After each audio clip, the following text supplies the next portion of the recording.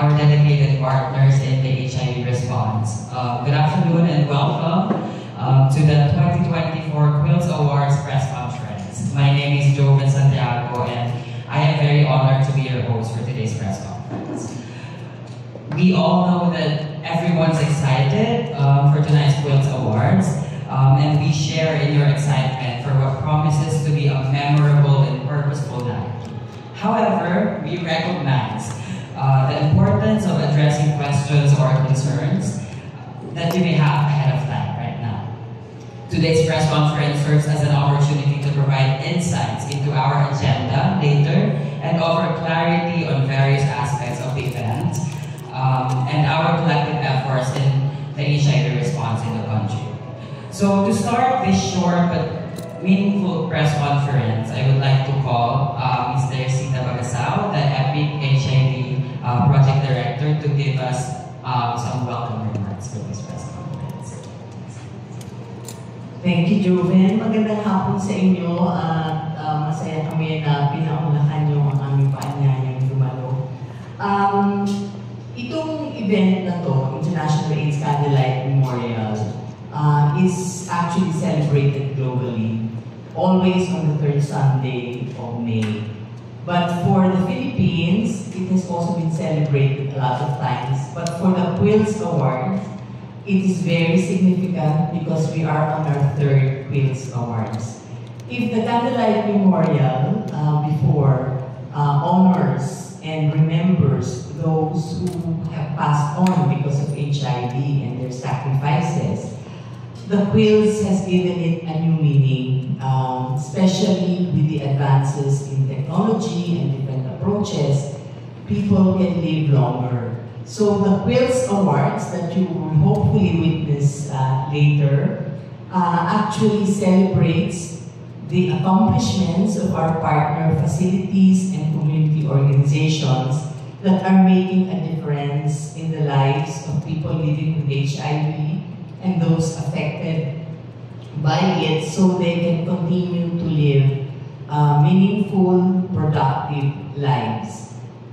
So, welcome again, and on behalf of EPIC, which is actually meeting epidemic control and maintaining targets, we'd like to welcome you to this press conference and to the event later.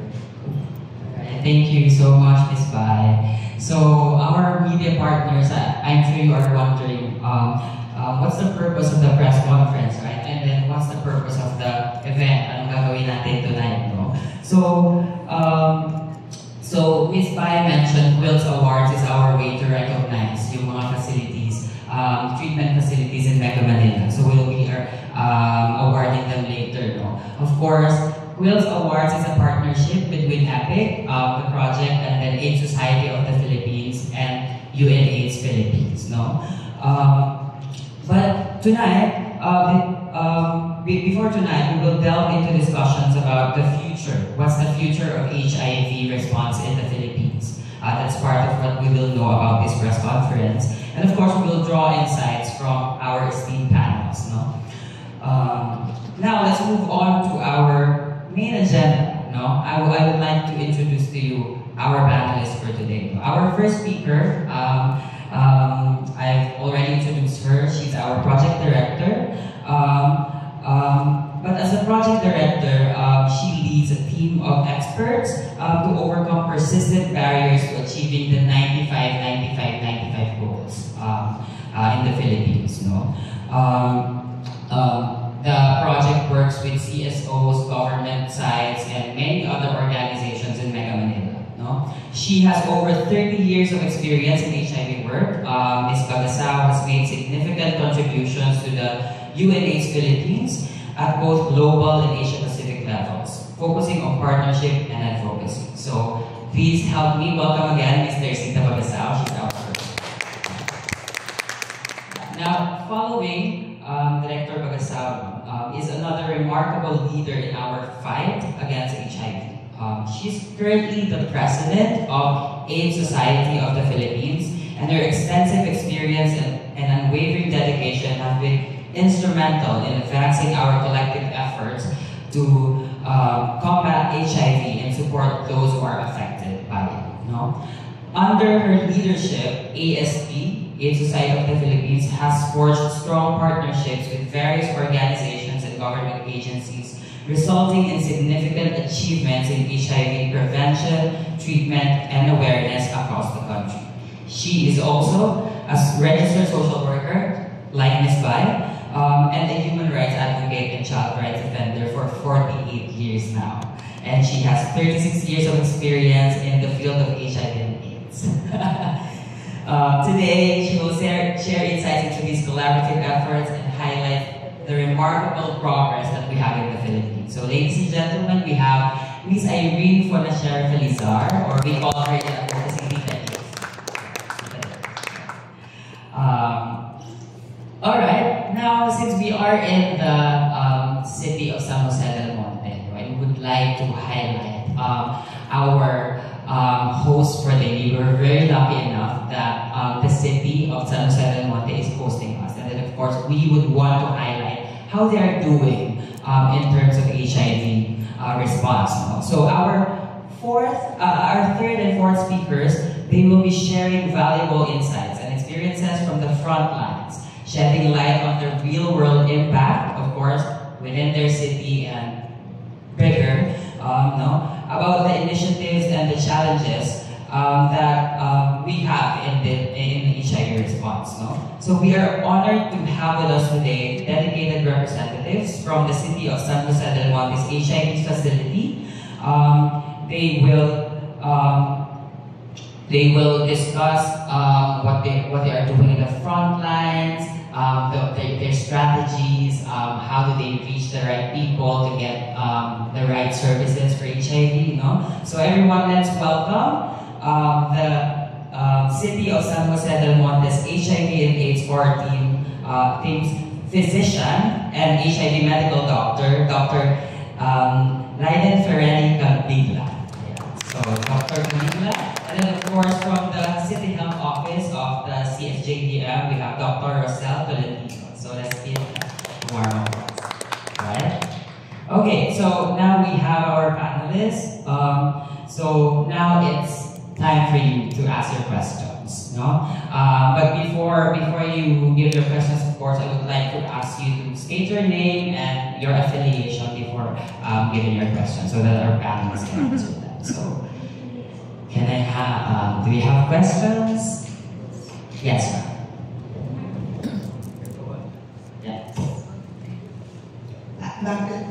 Good afternoon, Brilliant Minsalat from Chinese Commercial News and also from Chronicle.com. Ma'am, how are the winners of the Queen's Award different? Thanks for that. Thank you for your question. The winners of the Quilts Awards are determined based on evidence, data from the Department of Health. So it's really based on performance, and it's for the period of 1 year. So basically, we're looking at those whose performance have improved over 2023. Thank you, Ms. Bernadette. Any more questions? Good afternoon, I'm Vivian from Edge Davao.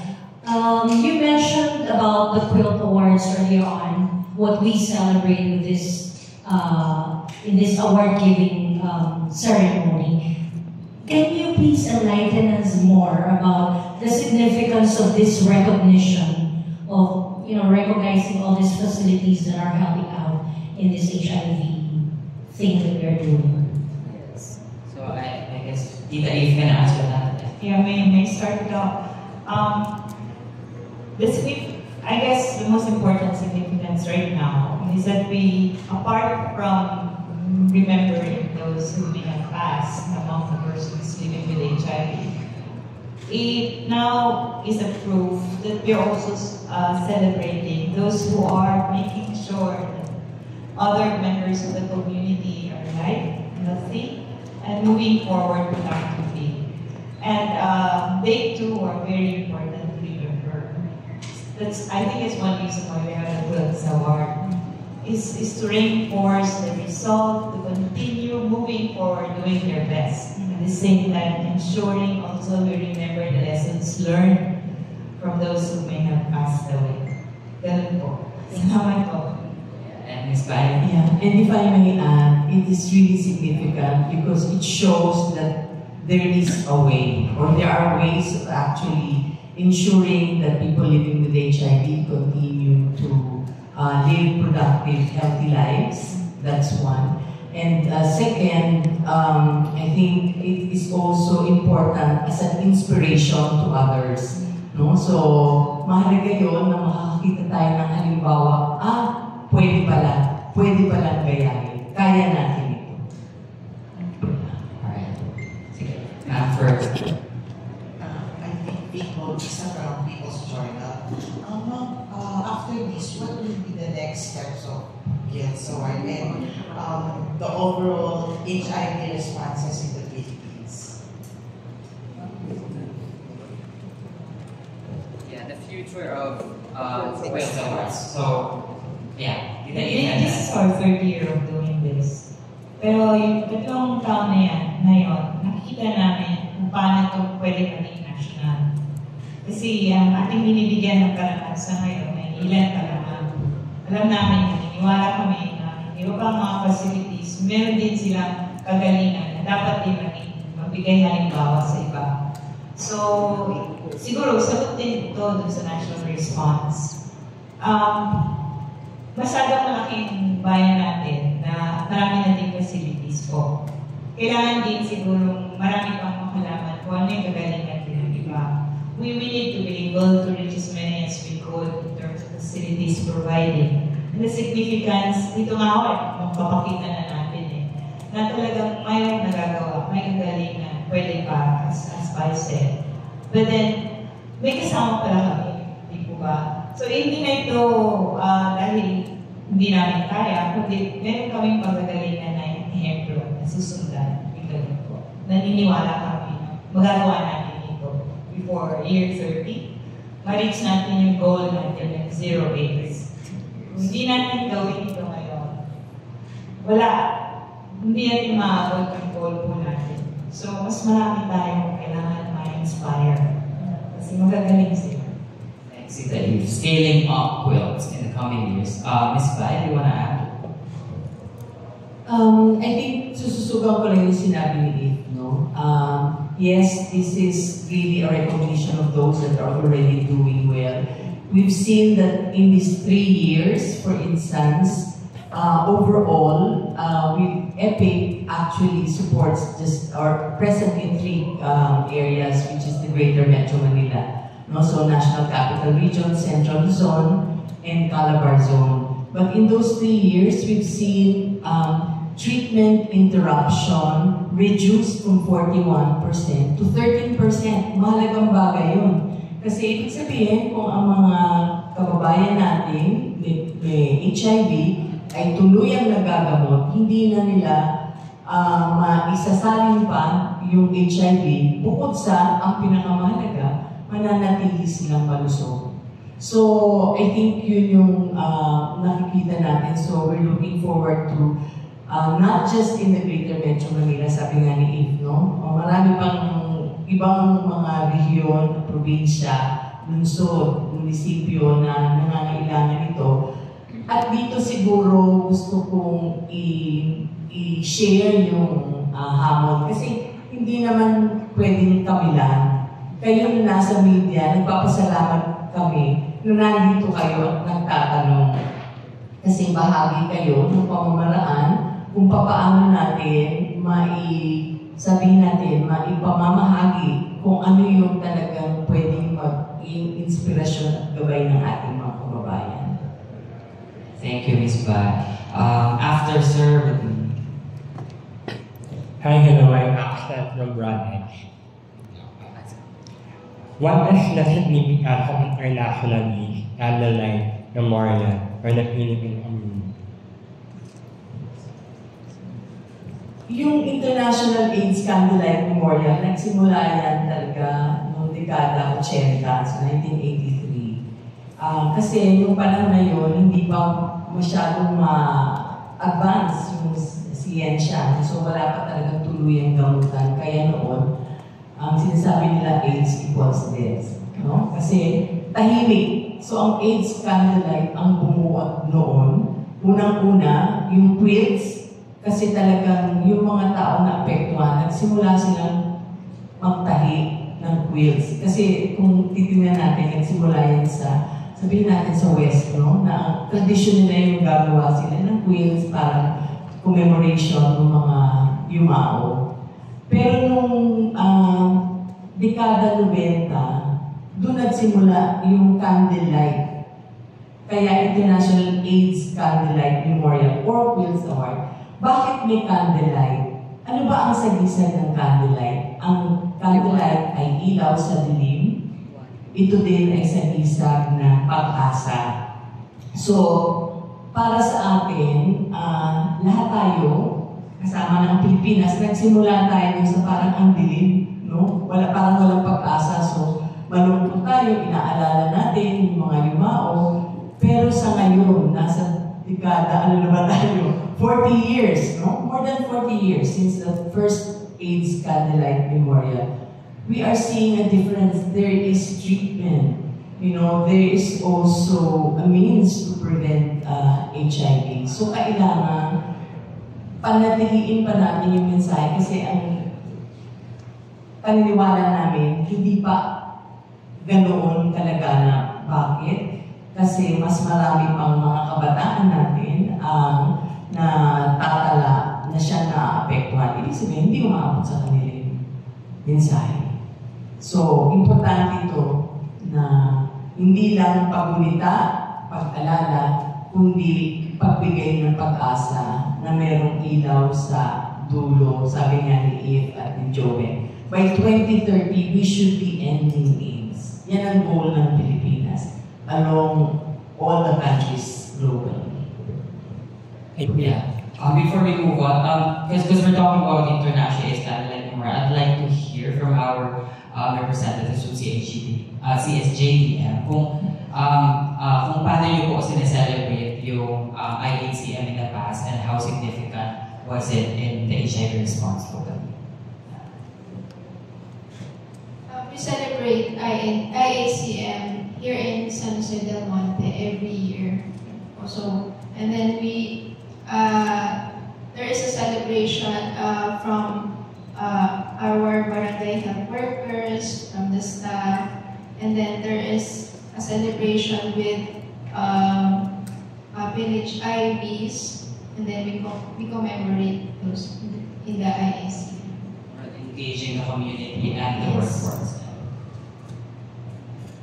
Alright, yeah, next question. Hi, good afternoon po. Can you share some success story for recognized HIV treatment facilities in Mega Manila? Yeah, maybe Ms. Pai can answer that for the past, and then you can pass it to our local partners. Siguro mas maganda sa kanila muna nating simulan. Okay. Kasi ang SJDM man is part of Mega Manila. Lalo-lalo na sila ang host natin ngayon. Okay na ba? Success stories. Okay, thank you very much and good afternoon to everyone. So, regarding that question, the city of San Jose del Monte, especially yung pamunuan po ng aming mayor and of course Congresswoman Robes, is really one of the primordial programs or yung program in health na binibigyan tuon din po. So, in terms of success stories, so I think the best, we can relate it to our best practices that within the city, we have our mobile clinic, mobile HIV clinic. So, our city provided a HIV, we call it track, that usually roams around our city, especially during sundown sundown time, and of course during weekends. And another thing is we also accept the challenge and be part of the 2 cities in the Philippines to be the pilot also of transgender health program. So we have already capacitated among our health workers and with our development partner that will also give us the support for this. So we take the challenge for that. Then, of course, we have our peer educators, and other than that, in collaboration also of our other health workers and other, of course, yung stakeholders po natin, kasama dyan yung mga CSOs. As part also, we have our local AIDS council and we have our ordinance. So, there's a collaboration of responding to HIV/AIDS within our city. So, I think it would also be translated doon sa like accomplishments namin na we really give time, especially sa team po ng HIV program, yung pagbibigay po talaga ng time and good management to our PLHIVs within the city. Pwede ba akong magdagdag? So from that experience, gusto kong balikan yung tanong mo, no? Isa doon sa mga himbawang sinabi niya, yung Sundown Clinic. Ang Sundown Clinic, kasi normally yung mga facilities, whether sabihin natin local government or even mga community facilities, parang mga 8 to 5 lang yan, Monday to Friday. Nagsimula yung konsepto ng Sundown sa Quezon City, if I'm not mistaken. So, nakita nila dahil kailangan maabutin, di ba, yung mga kailangan ng gamutin. Hindi sila makarating kasi either nasa eskwela, nagtatrabaho, so hindi sila pwede magpunta ng 8 to 5 or meron pang ibang. So, just that one example alone has shown that it made a difference in terms of reaching yung mga kababayan natin na nangangailangan ng serbisyo. And this has been adopted by many countries, not just in GMM, but even in Davao, no, from where you are. So, yun yung isang konkreto. Yun yung gusto namin mapalagan, ano yung mga best practices. Programming options with time, may mobile clinic, we have services for transgender people also. Right? Do we have more questions? Good afternoon, Felina po, Bulgar. So, ang question ko po, ma'am, what are the key objectives of the Free to Be You campaign launched by EPIC? So, I think Ms. Bai can answer that. Free to Be.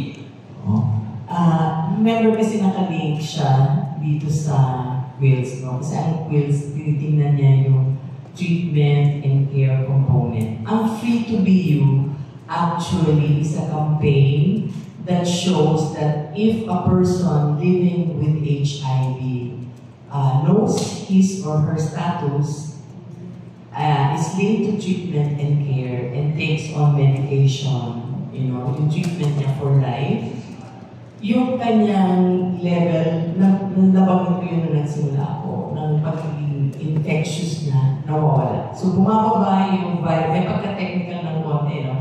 Bumababa yung viral load niya na halos hindi na detectable. Kaya nga yung Free to Be You is actually encouraging people living with HIV to initiate treatment, adhere to treatment, so that they cannot transmit the virus, they live healthier lives, and they can free to be themselves. Kaya Free to Be You.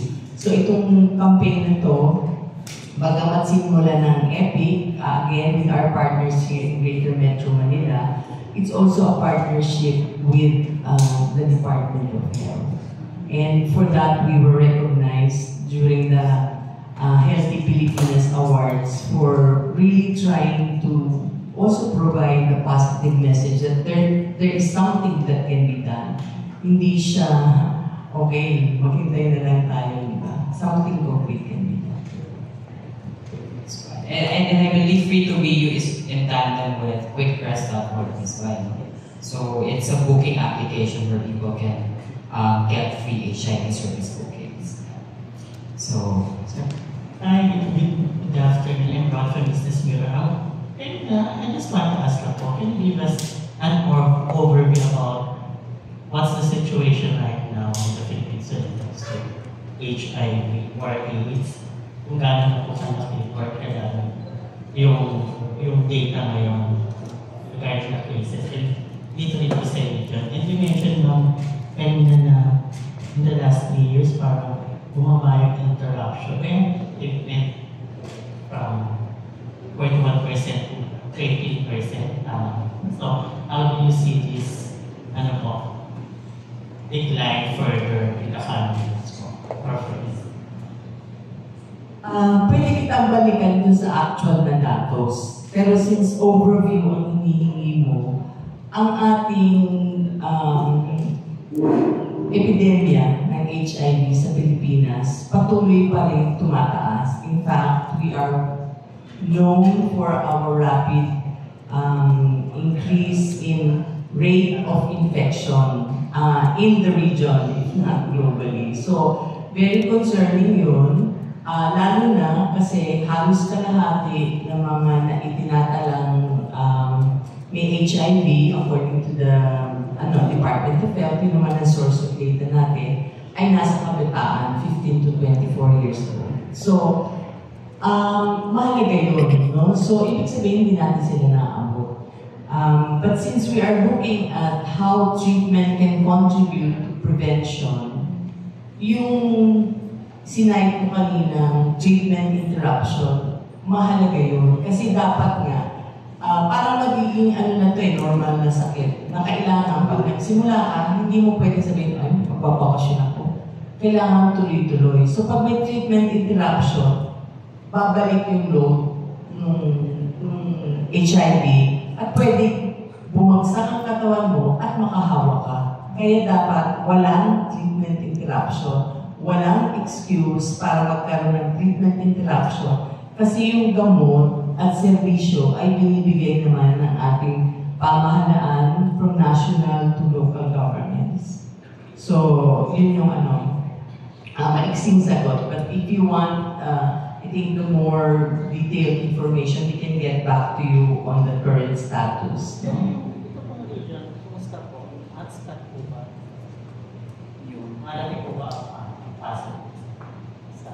Ang Pilipinas po ay Region 3. Sige po. Dahil ito po ay datos, no? Region 3, based on sa data ng October to December last year ng Department of Health, no? Region 3 yung pangatlo sa lahat ng regions. No? Una ang NCR, pangalawa ang Region 40. That's also the reason why EPIC as a project works doon sa top 3 regions. No? Ngayon, yun po sa datos natin kung ilang cases ang natala. October to December last year, 3,738. That averages to 41 cases per day. That's as of December. So bawat araw may 41 na nadadiagnose ng HIV sa buong Pilipinas. Yes, ma'am. Yun lang po sa gamot from the government, that's free ba? Yes, it is. Ma'am, you mentioned about the goal is like in 2030, zero HIV. Are there key strategies or programs in place to ensure that we are working towards that goal? Marami po. So, gagawa lang po ng ating national response on HIV and AIDS. Tawag po ito ay AIDS Medium Term Plan 2023 to 2028. Ito po yung parang blueprint nating lahat. Lahat ng mga stakeholders at maaaring ito din ang basehan ninyo sa media. Meron po siyang 4 na pillars na kailangan natin siguro punuan. Una yung prevent, ayusin natin yung prevention ito ng HIV. Ang media, malaki ang papel ninyo din dito in terms of awareness, for prevention. But then your role is also in treatment. Now we're talking about treatment and also the possible prevention intervention na kailangan din natin na-apply dito sa treatment. Another is strengthen. Usapin dito ay paano natin mapapalakas lahat ng efforts, not only by the health sector, pero yung iba pang mga mandatong miyembro ng gobyerno, na non-health. Ito yung patungkol sa polisiya, At maraming pag-build ng capacity ng mga lahat ng mandated organizations. So, non-health interventions or programs or strategies. And last is about strengthen. So, pag sinabi natin strengthen, magaling na. Right now, we will be maybe providing notations and certification, awarding those, or magaling na. Pero kailangan palakasin pa natin siya. Kasi marami pa tayong kailangan abutin, di po ba? At marami pa tayong pwede pang gawin iba para mahugot po natin yun for 2030. So, kung yung AIDS medium term plan po ay dapat lang bibigyan din natin kung ito yung usapin ninyo, no? At mahalaga ito sa inyo. Kaya siguro maraming salamat nandito kayo. Dahil meron tayong plano. At yun ay sobrang sinusubukan ng lahat na sundin para sabay-sabay makita natin where we fit, where we can contribute so that we get to 2030. Kasi pag hindi natin magawa ito by 2028, the end of the AIDS medium term plan, hindi, 2 taon na lang po yun, hindi po ba 2030. Right. At hindi lang po tayo ang may ganung goal. Bahagi po tayo ng isang pandaigdigang kilos. So, ang contribution ng Pilipinas para maabot ito bilang bansa, mahalaga din pong maabot natin sana. Salamat, Tita Eve. I can probably entertain 2 more questions because we have 5 minutes left. Gabriela po from Daily Tribune. So, what are the main challenges currently facing the HIV response in the country, and how are you addressing them po? Salamat. Take this one first. Where we are concerned, AIDS Society po kasi ay miyembro ng Philippine National AIDS Council at labis na nakakabagabag po ang sitwasyon na kailangan mabot natin lahat halos ng mga kabataan at bata. Kasi yun nakalagay na apektado na sila. So how do we do this? Dun sa 4 na pillars, kailangan matindi ang trabaho. Makikita natin ang mga batang naabot, nare-reach. No? Kasi kung hindi natin sila maabot ngayon, wala ng bata at wala din siguro yung tatanda. Para sa amin, napakahalaga po ito. Thanks, Eve, no? Gaya ng nabanggit namin, malaki talaga yung hamon at hindi lang kami kasama kayo sa pagtugon dito sa hamon na ito. Kahit nasabihin natin mahigit 4 na dekada na natin hinaharap ang HIV, patuloy pa rin ang stigma at diskriminasyon. Malaki ang papel ng media sa pagwasak nitong mga haka-haka tungkol sa maling pag-aakala tungkol sa HIV. So, malaki yung bagay na matugunan nyo in terms of ano nga ba itong HIV? Hindi na siya gaya ng dati na mamamatay ka. Pwedeng hindi. Actually, dapat hindi. Hindi pwede. Dapat hindi. Kasi may gamot na binibigay, no?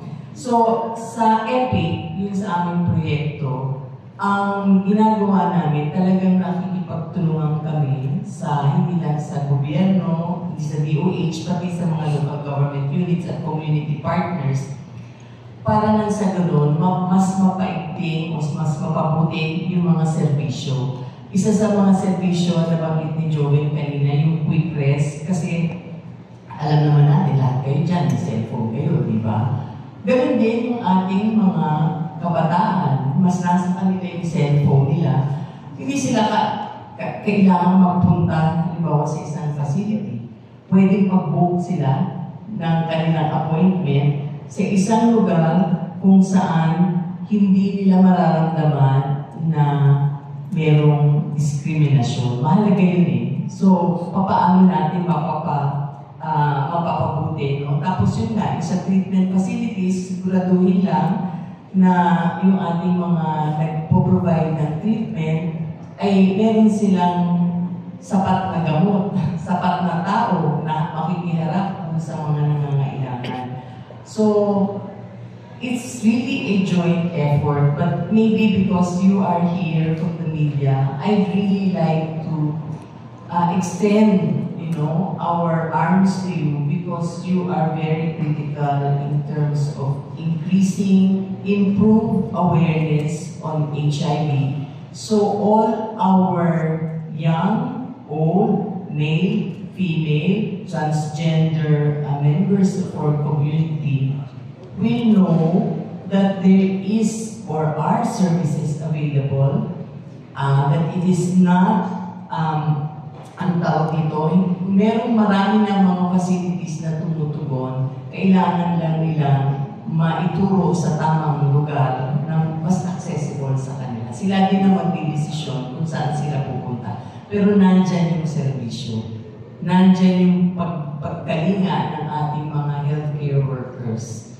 So, yun lang. Thanks, Joe. Salamat, Ms. Way. Bago ako pumunta sa huling question, baka we can ask our partners from CSJB and challenges that you have in terms of implementing the HIV. I think the same challenges that we also experience, yung age group ngayon na pabata na po, 15 to 29 years old, tumataas po ang kaso. Secondly, still we have this stigma, discrimination, and in addition also on how we implement the program and the services, service delivery. Kasi we know that at this time talaga, we have our devolution. Kasi in all this implementation and service delivery, we need resources. So, nandyan po ang mga development partners and we're very thankful. At least po, nadadagdagan yung resources, other source of funds na pwede pong makuha ng isang LGU.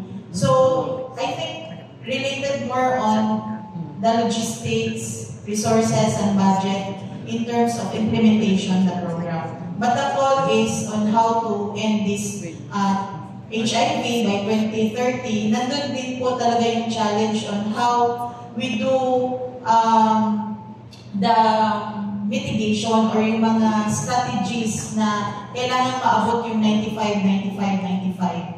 And ayun, kung establish naman po ang collaboration of different stakeholders within the LGU through the local AIDS council, and if there's an available ordinance na institutionalized po ang programa ng HIV, then I think with our development partners, those challenges would be mababawasan po on our part.